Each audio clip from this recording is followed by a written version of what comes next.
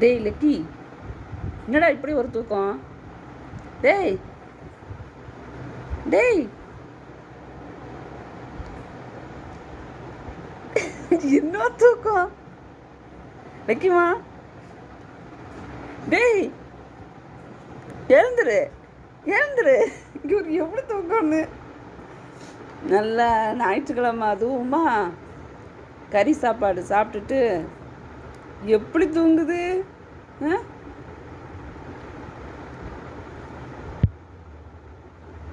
டேய் டேய் லக்கிமா, என்ன தூக்கம்டி? என்ன தூக்கம்?